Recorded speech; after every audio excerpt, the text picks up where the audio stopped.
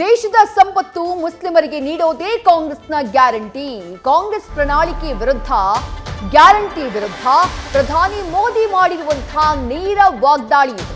ತಾಯಂದಿರೇ, ಸಹೋದರಿಯರೇ, ನಿಮ್ಮ ಮಂಗಳಸೂತ್ರವನ್ನು ಕೂಡ ಬಿಡೋದಿಲ್ಲ ಅಂತ ಹೇಳಿದ್ದಾರೆ ಪ್ರಧಾನಿ ನರೇಂದ್ರ ಮೋದಿ. ಕಾಂಗ್ರೆಸ್ ವಿರುದ್ಧ ವಾಗ್ದಾಳಿಯನ್ನ ನಡೆಸಿದ್ದಾರೆ. ಕಾಂಗ್ರೆಸ್ ಪ್ರಣಾಳಿಕೆಯಲ್ಲಿ ಹೆಣ್ಣು ಮಕ್ಕಳ ಚಿನ್ನವನ್ನ ಲೆಕ್ಕ ಹಾಕ್ತಾರೆ ಅಂತ ಹೇಳಿ ರಾಜಸ್ಥಾನದ ಸಮಾವೇಶದಲ್ಲಿ ಪ್ರಧಾನಿ ನರೇಂದ್ರ ಮೋದಿ ಗಂಭೀರ ಆರೋಪವನ್ನ ಮಾಡಿದ್ದಾರೆ. ಇನ್ನು ಪ್ರಧಾನಿ ನರೇಂದ್ರ ಮೋದಿಯವರ ಈ ಆರೋಪಕ್ಕೆ ಕೌಂಟರ್ ಅನ್ನ ಕೊಟ್ಟಿದ್ದಾರೆ ಸಿಎಂ ಸಿದ್ದರಾಮಯ್ಯ. ಮೋದಿ ಹೀಗೆ ಹೇಳಿಕೆ ನೀಡಬಾರದು, ಇದು ಅವರ ಸ್ಥಾನಕ್ಕೆ ಗೌರವ ತರುವಂತದ್ದಲ್ಲ ಅಂತ ತಿರುಗೇಟನ್ನ ನೀಡಿದ್ದಾರೆ.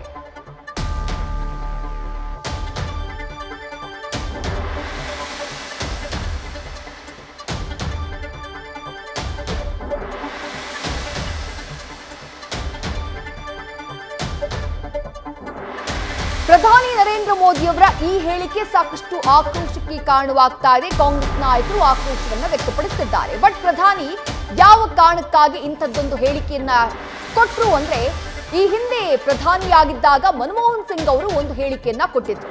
ಆ ಹೇಳಿಕೆಯನ್ನ ಉಲ್ಲೇಖಿಸಿ ಪ್ರಧಾನಿ ನರೇಂದ್ರ ಮೋದಿ ರಾಜಸ್ಥಾನದಲ್ಲಿ ಇಂಥದ್ದೊಂದು ಹೇಳಿಕೆಯನ್ನ ಕೊಟ್ಟಿದ್ದಾರೆ. ಹಾಗಾದ್ರೆ ಅವತ್ತು ಮನಮೋಹನ್ ಸಿಂಗ್ ಹೇಳಿದ್ದೇನು, ಈಗ ಪ್ರಧಾನಿ ನರೇಂದ್ರ ಮೋದಿ ಹೇಳಿದ್ದೇನು?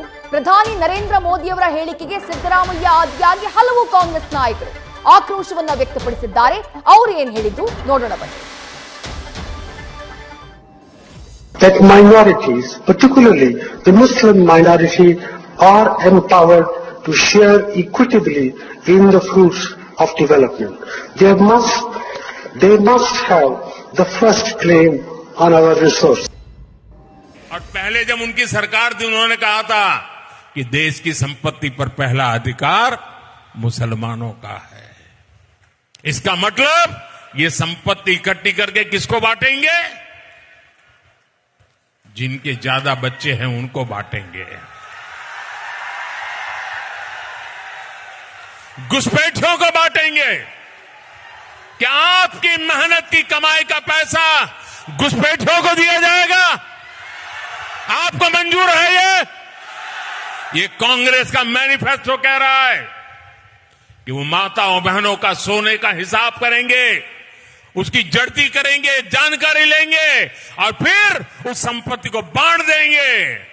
और उनको बांटेंगे जिनको मनमोहन सिंह जी की सरकार ने कहा था कि संपत्ति पर पहला अधिकार मुसलमानों का है. भाइयों बहनों, ये अर्बन नक्सल की सोच, मेरी माताओं बहनों, ये आपका मंगल सूत्र भी बचने नहीं देंगे. यहां तक जाएंगे मैं कहने आया हूं. ಅವರು ಪ್ರಧಾನಮಂತ್ರಿಯಾಗಿ ಇಷ್ಟು ಕೆಳಮಟ್ಟಕ್ಕೆ ಮಾತಾಡಬಾರ್ದಾಗಿತ್ತು ಅಂತ ಯಾಕಂದ್ರೆ ಯಾರಾದರೂ ಹಿಂದೂಗಳ ಮಂಗಳಸೂತ್ರನ ತೆಗೆದು ಮುಸಲ್ಮಾನರಿಗೆ ಕೊಡ್ತೀವಿ ಅಂತ ಹೇಳೋದಿಲ್ಲ. ಅವರು ಅವರ ಸ್ಥಾನಕ್ಕೆ ಅಗೌರವ ತರ್ತಕ್ಕಂಥ ಮಾತು. ಈ ದೇಶದ ಪ್ರಧಾನಮಂತ್ರಿಯಾಗಿ ಎಲ್ಲ ಜನಾಂಗದವ್ರನ್ನು ಕೂಡ ಸಮಾನವಾಗಿ ನೋಡ್ಕೊಳ್ತಕ್ಕಂಥ ಕರ್ತವ್ಯ ಅವರು ಈ ಥರ ಮಾತಾಡೋದಿದೆಯಲ್ಲ, ಇದು ಅವರ ಶೋಭಿತತೆ. ಸಮಾನವಾಗಿ ಆಸ್ತಿ ಹಂಚಿಕೆ ಆಗಬೇಕು. That is social justice. ಅಧಿಕಾರದಲ್ಲಿ ಹಂಚಿಕೆ ಆಗಬೇಕು, ಸಂಪತ್ತಿನಲ್ಲಿ ಹಂಚಿಕೆ ಆಗಬೇಕು, ಎಲ್ಲರೂ ಮುಖ್ಯವಾಹಿನಿಗೆ ಬರಬೇಕು. ಸಮಾಜ ನಿರ್ಮಾಣ ಆಗಬೇಕಾದ್ರೆ ಕೆಲವೇ ಜನರ ಕೈನಲ್ಲಿ ಅಧಿಕಾರ ಸಂಪತ್ತು ಇತರ ಆಗೋದಿಲ್ಲ. ಮತ್ತು ಬಾಬಾ ಸಾಹೇಬ್ ಅಂಬೇಡ್ಕರ್ ಅವರು ಏನು ಹೇಳಿದ್ರು ಅಂತಂದ್ರೆ, ಪ್ರಜಾಪ್ರಭುತ್ವ ವ್ಯವಸ್ಥೆಯಲ್ಲಿ ಈ ದೇಶದಲ್ಲಿ ಅಸಮಾನತೆ ಹೋಗ್ಬೇಕಾದ್ರೆ ಅಧಿಕಾರ ಮತ್ತೆ ಸಂಪತ್ತು ಕೆಲವರೇ ಕೈನಲ್ಲಿ ಇರಬಾರ್ದು, ಅದು ಎಲ್ರಿಗೂ ಹಂಚಿಕೆ ಆಗಬೇಕು ಅಂತ ಹೇಳಿದ್ದಾರೆ. ಸರ್ವರಿಗೂ ಸಮಪಾಲು ಅಂತ ಹೇಳಿದ್ದಾರೆ. ಈಗ ನಾವು 70 ವರ್ಷಗಳಿಂದ ಬಿಜೆಪಿನೂ ಆಡಳಿತ ನಡೆದಿದೆ, ಬೇರೆ ಪಕ್ಷಗಳು ಇದಾವೆ. 56 ವರ್ಷ ನಮ್ಮ ಕಾಂಗ್ರೆಸ್ ಅಧಿಕಾರ ನಡೆಸಿದೆ. ಯಾವತ್ತೂ ಕೂಡ ಹಿಂದೂಗಳಿಗೆ ಅನ್ಯಾಯ ಆಗಿಲ್ಲ. ಸ್ವಾತಂತ್ರ್ಯ ಪೂರ್ವದಿಂದನೂ ಕೂಡ ಕಾಂಗ್ರೆಸ್ ಪಕ್ಷ ಎಲ್ಲರ ಸಮುದಾಯದ ಒಂದು ಹಕ್ಕುಗಳಿಗೋಸ್ಕರ ಹೋರಾಟ ಮಾಡ್ಕೊಂಡು ಬಂದಿರೋ ಪಕ್ಷ. ಸೊ ಹಾಗಾಗಿ 70 ವರ್ಷಗಳಿಲ್ಲದೆ ಇರೋದು ಇವಾಗ ಮಾತ್ರ ಆಗುತ್ತೆ ಅಂತ ಹೇಳಿ ಇವರು ಜನರಲ್ಲಿ ಆತಂಕ ತರುವಂಥ ಪ್ರಯತ್ನ ಮಾಡ್ತಾ ಇದ್ದಾರೆ, ಮತೀಯ ಭಾವನೆ ಕೆರಳಿಸುವಂಥ ಪ್ರಯತ್ನ ಮಾಡ್ತಿದ್ದಾರೆ. ಇದು ಸ್ಪಷ್ಟವಾಗಿ ಚುನಾವಣಾ ಉಲ್ಲಂಘನೆ, ನೀತಿ ಸಮಿತಿ ಉಲ್ಲಂಘನೆ. ಆದರೂ ಕೂಡ ಎಲೆಕ್ಷನ್ ಕಮಿಷನ್ ಆಫ್ ಇಂಡಿಯಾ ಯಾತಿಗೆ ಕಣ್ಮುಚ್ಕೊಂಡು ಕೂತಿದೆ ಗೊತ್ತಿಲ್ಲ. ಮತ್ತು ಇವತ್ತು ಪ್ರಧಾನಿಗಳು ಏನು ಮಾತಾಡಿದಾರಲ್ಲ, ನಿಜವಾಗ್ಲೂ BJP ಪಕ್ಷ ಅಧಿಕಾರಕ್ಕೆ ಬಂದರೆ ಬರೀ ಹಿಂದೂಗಳ ಮಂಗಲಸೂತ್ರ ಅಲ್ಲ, ಎಲ್ಲ ಧರ್ಮದವರು ತಾಯಂದ್ರು ಕೂಡ ತಮ್ಮ ಗಂಡಂದ್ರನ್ನ ತಮ್ಮ ಮಕ್ಕಳನ್ನ ಕಳ್ಕೊಳ್ತಾರೆ. ಯಾಕೆ ಅಂತಂದರೆ ಇವರು ದೇಶದಲ್ಲಿ ಬರೀ ಕೋಮು ಗಲಭೆ, ದೊಂಬಿ, ಗಲಾಟೆ ಇದನ್ನು ಇದು ಮಾಡಿ ಅವ್ರ ಮಕ್ಕಳು ಸಾಯೋ ಹಂಗೆ ಮಾಡ್ತಾರೆ, ಒಬ್ರನ್ನೊಬ್ರು ಬಡ್ದಾಡ್ಕೊಂಡು. ಮತ್ತು ಶಿಕ್ಷಣ, ಉದ್ಯೋಗ ಇದನ್ನು ಯಾವುದು ಕೊಡದೆ ನಮ್ಮ ಮಕ್ಕಳನ್ನು ಈ ರೀತಿ ಕೋಮು ಗಲಭೆ, ಗಲಾಟೆಗಳಲ್ಲಿ ತೊಡಗಿಸಿ ಅವರು ನಿರುದ್ಯೋಗಿಗಳಾಗಿ, ಅಶಿಕ್ಷಿತರಾಗಿರೋ ಹಾಗೆ ಮಾಡ್ತಾರೆ. ಸಮಾಜನ ಅಧಪತನ ತಗೊಂಡು ಹೋಗೋ ಕೆಲಸ ಮಾಡ್ತಾರೆ. ಹಾಗಾಗಿ ಇವತ್ತು ಪ್ರಧಾನಿಯವರು ಏನು ಮಾಡಿದಾರಲ್ಲ, ವೋಟ್ ಕೇಳೋ ಹೆಸರಲ್ಲಿ ಏನು ಹೇಳಿಕೆಗಳು ಕೊಟ್ಟಿದ್ರಲ್ಲ, ಅತ್ಯಂತ ತುಚ್ಛವಾದಂತೂ. ಪ್ರಪಂಚದ ಯಾವ ಪ್ರಜಾಪ್ರಭುತ್ವದಲ್ಲೂ ಕೂಡ ಈ ರೀತಿ ಒಬ್ಬ ಪ್ರಧಾನಿ ಇಂಥ ಮಟ್ಟಕ್ಕೆ ಇಳಿಯೋದಿಲ್ಲ. ಸೊ ಹಾಗಾಗಿ ಜನ ದಯವಿಟ್ಟು ಇಂಥ ವಿಷಯಗಳ ಕಡೆ ಹೋಗಬಾರ್ದು. ಜನ ಫೋಕಸ್ಡ್ ಆಗಿರಬೇಕು. ಅವ್ರ ಸಮಸ್ಯೆಗಳ ಬಗ್ಗೆ ಯಾರು ಮಾತನಾಡ್ತಾರೆ ಅಂಥವ್ರಿಗೆ ಬೆಂಬಲ ಕೊಡಬೇಕು. ಮತ್ತು ಬೇರೆ ಪಕ್ಷಗಳು ಕೂಡ ಈ ನಿಜವಾದ ಸಮಸ್ಯೆಗಳನ್ನು ಬಿಟ್ಟು ಬೇರೆ ಕಡೆ ಹೋಗೋದಕ್ಕೆ ಪ್ರಯತ್ನ ಪಟ್ಟಾಗ ಅದನ್ನು ಸರಿ ಮಾಡಿಸುವಂಥ ಕೆಲಸ ನಮ್ಮ ಜನ ಮತ್ತು ಮಾಧ್ಯಮಗಳು ಮಾಡಬೇಕು.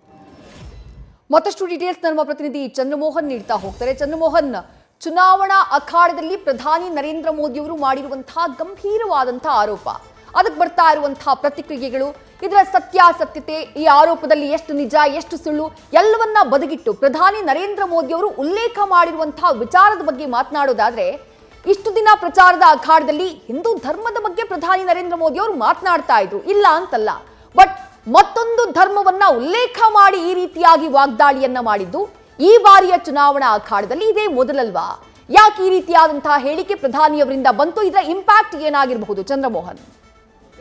ಹೌದು ವಿದ್ಯಾ, ಮುಖ್ಯವಾಗಿ ಪ್ರಧಾನಿ ನರೇಂದ್ರ ಮೋದಿ ಅವರು ಸಬ್ಕಾ ಸಾಥ್ ಸಬ್ಕಾ ವಿಕಾಸ್ ಅನ್ನೋ ಒಂದು ಹೇಳಿಕೆಗಳನ್ನು ಪದೇ ಪದೇ ಕೊಡ್ತಾ ಇರ್ತಾರೆ. 2014ರಿಂದಲೂ ಕೂಡ ಪ್ರಧಾನಿ ಮೋದಿ ಅವರು ಸಬ್ಕಾ ಸಾಥ್ ಸಬ್ಕಾ ವಿಕಾಸ್ ಸಬ್ಕಾ ವಿಶ್ವಾಸ ಅನ್ನೋ ಮಾತನ್ನು ಕೂಡ ಹೇಳ್ತಾರೆ. ಅಂದರೆ ಎಲ್ಲರನ್ನು ಕೂಡ ನಾವು ವಿಶ್ವಾಸಕ್ಕೆ ತೆಗೆದುಕೊಂಡೇ ದೇಶವನ್ನು ಮುನ್ನಡೆಸ್ತೇವೆ ಅನ್ನೋ ಒಂದು ಮಾತನ್ನು ಕೂಡ ಹೇಳ್ತಾ ಇದ್ರು.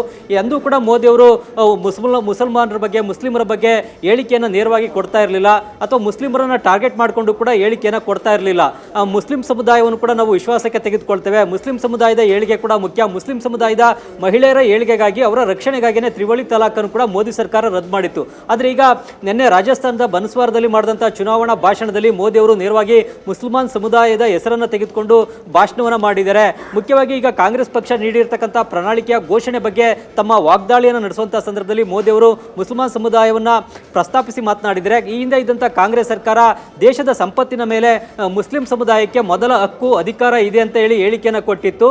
ಈಗ ನಿಮ್ಮ ಬಳಿ ಇರತಕ್ಕಂತಹ ಸಂಪತ್ತಿನ ಬಗ್ಗೆ ಮುಂದೆ ಕಾಂಗ್ರೆಸ್ ಏನಾದರೂ ಒಂದು ವೇಳೆ ಅಧಿಕಾರಕ್ಕೆ ಬಂದರೆ ಸರ್ವೇನ ಮಾಡಿಸುತ್ತೆ, ಅದನ್ನು ಲೆಕ್ಕ ಹಾಕುತ್ತೆ.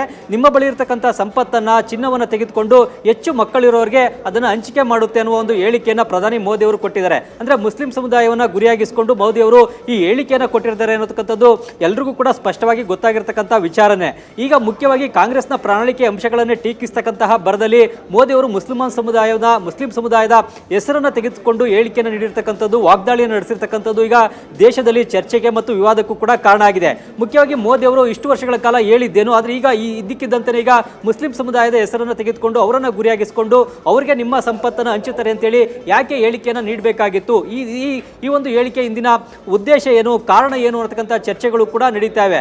ಆದರೆ ಮೋದಿ ಅವರು ಮಾತ್ರ ಈಗ ಕಾಂಗ್ರೆಸ್ ಪಕ್ಷ ನೀಡಿರ್ತಕ್ಕಂಥ ಪ್ರಣಾಳಿಕೆ ಅಂಶಗಳನ್ನು ಗುರಿಯಾಗಿಸಿಕೊಂಡು ಈ ಟೀಕೆಯನ್ನು ಮಾಡಿದ್ದಾರೆ. ದೇಶದ ಸಂಪತ್ತಿನ ಮೇಲೆ ಮೊದಲ ಅಧಿಕಾರ ಮುಸ್ಲಿಮರಿಗಿದೆ ಅಂತೇಳಿ ಹಿಂದೆ ಮನಮೋಹನ್ ಸಿಂಗ್ ಅವರು ಹೇಳಿದ್ರು. ಆ ಸಂಪತ್ತನ್ನು ಒಗ್ಗೂಡಿಸಿ ಯಾರಿಗೆ ನೀಡ್ತಾರೆ? ಹೆಚ್ಚು ಮಕ್ಕಳಿರೋರಿಗೆ ನೀಡ್ತಾರೆ. ಅಂದರೆ ಮುಸ್ಲಿಂ ಸಮುದಾಯದವರಿಗೆ ನಿಮ್ಮ ಸಂಪತ್ತನ್ನು ನೀಡ್ತಾರೆ, ಒಳ ನುಸುಳುಕೋರವರಿಗೆ ನಿಮ್ಮ ಸಂಪತ್ತನ್ನು ನೀಡ್ತಾರೆ. ಬಾಂಗ್ಲಾದೇಶ ಆಗ್ಬೋದು ಅಥವಾ ಬೇರೆ ದೇಶಗಳಿಂದ ಭಾರತಕ್ಕೆ ಗಡಿ ನುಸುಳ್ಕೊಂಡು ಬಂದಿರತಕ್ಕಂಥ ಜನರಿಗೆ ನಿಮ್ಮ ಸಂಪತ್ತನ್ನು ನೀಡ್ತಾರೆ ಅಂತ ಹೇಳ್ತಾ ಇರ್ತಾರೆ. ಜೊತೆಗೆ ತಾಯಂದಿರು ಮತ್ತು ಸೋದರಿಯರ ಬಳಿ ಇರತಕ್ಕಂಥ ಮಂಗಳಸೂತ್ರವನ್ನು ಕೂಡ ಬಿಡೋದಿಲ್ಲ. ನಿಮ್ಮ ಮಂಗಳಸೂತ್ರ, ಚಿನ್ನವನ್ನು ಕೂಡ ಲೆಕ್ಕ ಹಾಕ್ತಾರೆ. ಆ ಚಿನ್ನವನ್ನು ಕೂಡ ಸರ್ವೆಯನ್ನು ಮಾಡಿಸಿ ಅದನ್ನು ಹೆಚ್ಚು ಮಕ್ಕಳಿರುವಂಥವ್ರಿಗೆ, ಬೇರೆಯವ್ರಿಗೆ ನೀಡ್ತೀವಿ ಅಂತೇಳಿ ಕಾಂಗ್ರೆಸ್ ಪಕ್ಷ ಹೇಳ್ತಾ ಇದೆ. ಇದನ್ನು ನೀವು ಒಪ್ತೀರಾ ಅನ್ನೋ ಒಂದು ಪ್ರಶ್ನೆಯನ್ನು ಕೂಡ ಜನರ ಮುಂದೆ ಇಟ್ಟಿದ್ದಾರೆ. ಇದರ ಬಗ್ಗೆ ಈಗ ಕಾಂಗ್ರೆಸ್ ನಾಯಕರುಗಳು ತೀವ್ರವಾಗಿ ಆಕ್ಷೇಪವನ್ನು ವ್ಯಕ್ತಪಡಿಸ್ತಾ ಇದ್ದಾರೆ. ಪ್ರಧಾನಿ ಸ್ಥಾನದಲ್ಲಿರುವಂತಹ ನರೇಂದ್ರ ಮೋದಿ ಅವರು ಈ ರೀತಿ ಧರ್ಮವನ್ನ ಉಲ್ಲೇಖವನ್ನು ಮಾಡಿ ಹೇಳಿಕೆಯನ್ನು ಕೊಡ್ತಕ್ಕಂಥದ್ದು ಸರಿ ಇಲ್ಲ. ಅತ್ಯಂತ ಕೆಟ್ಟದಾಗಿ ಮೋದಿ ಅವರು ಹೇಳಿಕೆಯನ್ನು ಕೊಟ್ಟಿದ್ದಾರೆ. ಮುಸ್ಲಿಂ ಸಮುದಾಯದ ಬಗ್ಗೆ ಈ ರೀತಿಯಾಗಿ ಹೇಳಿಕೆಯನ್ನು ಕೊಟ್ಟಿರ್ತಕ್ಕಂಥದ್ದು ಸರಿಯಲ್ಲ ಅಂತೇಳಿ ಹೇಳಿಕೆಯನ್ನು ಕೂಡ ಕೊಟ್ಟಿದ್ದಾರೆ. ಜೊತೆಗೆ ಕಾಂಗ್ರೆಸ್ ಪಕ್ಷದ ನಾಯಕರುಗಳು ಕೂಡ ಕಾಂಗ್ರೆಸ್ ಪಕ್ಷ ಎಂದೂ ಕೂಡ ತನ್ನ ಚುನಾವಣಾ ಪ್ರಣಾಳಿಕೆಯಲ್ಲಿ ಹಿಂದೂ ಧರ್ಮದ ಜನರ ಬಳಿ ಇರತಕ್ಕಂಥ ಸಂಪತ್ತನ್ನ ಕಿತ್ತು ಮುಸ್ಲಿಂ ಸಮುದಾಯಕ್ಕೆ ನಾವು ಹಂಚಿಕೆಯನ್ನು ಮಾಡ್ತೇವೆ ಅಂತ ಹೇಳಿಲ್ಲ. ಬದಲಿಗೆ ದೇಶದಲ್ಲಿರ್ತಕ್ಕಂತಹ ಆರ್ಥಿಕ ಅಸಮಾನತೆ ಬಗ್ಗೆ ಮಾತ್ರನೇ ನಾವು ಸಮೀಕ್ಷೆಯನ್ನು ನಡೆಸ್ತೇವೆ. ಜೊತೆಗೆ ಶ್ರೀಮಂತರ ಬಳಿ ಇರ್ತಕ್ಕಂಥ ಸಂಪತ್ತು ಎಲ್ಲ ಜನರ ನಡುವೆ ಬಡವರಿಗೂ ಕೂಡ ಸಮಾನವಾಗಿ ಹಂಚಿಕೆ ಆಗಬೇಕು, ದೇಶದ ಸಂಪತ್ತು ಸಮಾನವಾಗಿ ಹಂಚಿಕೆ ಆಗಬೇಕು ಅನ್ನೋದನ್ನು ಮಾತ್ರನೇ ನಾವು ನಮ್ಮ ಚುನಾವಣಾ ಪ್ರಣಾಳಿಕೆಯಲ್ಲಿ ಹೇಳಿದ್ದೇವೆ. ಆದರೆ ಮೋದಿಯವರು ಹೇಳಿರೋದ್ರಲ್ಲಿ ಒಬ್ಬರ ಬಳಿ ಇರ್ತಕ್ಕಂಥ ಸಂಪತ್ತನ್ನು ಕಿತ್ತು ಮತ್ತೊಬ್ಬರಿಗೆ ಕೊಡುವಂತಹ ಉಲ್ಲೇಖ ಯಾವುದನ್ನು ಕೂಡ ಚುನಾವಣಾ ಪ್ರಣಾಳಿಕೆಯಲ್ಲಿ ಮಾಡಿಲ್ಲ ಅಂತೇಳಿ ಈಗ ಕಾಂಗ್ರೆಸ್ ನಾಯಕರುಗಳು ಕೂಡ ಸ್ಪಷ್ಟನೆ ಕೊಡ್ತಾ ಇದ್ದಾರೆ. ಇನ್ನು ರಾಜ್ಯದಲ್ಲೂ ಕೂಡ ಸಿಎಂ ಸಿದ್ದರಾಮಯ್ಯ ಮತ್ತು ಅವರ ಮಗ ಯತೀಂದ್ರ ಸಿದ್ದರಾಮಯ್ಯ ಇಬ್ಬರು ಕೂಡ ಮೋದಿಯವರ ಹೇಳಿಕೆಯನ್ನು ಖಂಡಿಸಿದ್ದಾರೆ. ಮೋದಿಯವರು ಈ ರೀತಿಯಾಗಿ ಹೇಳಿಕೆ ಕೊಟ್ಟಿರ್ತಕ್ಕಂಥದ್ದು ಸರಿಯಲ್ಲ ಅಂತೇಳಿ ಸಿಎಂ ಸಿದ್ದರಾಮಯ್ಯನವರು ಮತ್ತು ಅವರ ಮಗ ಯತೀಂದ್ರ ಸಿದ್ದರಾಮಯ್ಯ ಇಬ್ಬರು ಕೂಡ ಹೇಳಿಕೆಯನ್ನು ಕೊಟ್ಟಿದ್ದಾರೆ. ವಿದ್ಯಾ, ಥ್ಯಾಂಕ್ ಯು ಚಂದ್ರಮೋಹನ್ ತಮ್ಮ ಡೀಟೇಲ್ಸ್ಗೆ. ನ್ಯೂಸ್ ಫಸ್ಟ್ ನಿರ್ಭೀತಿಯಿಂದ ನಿಮ್ಮ ಪರವಾಗಿ.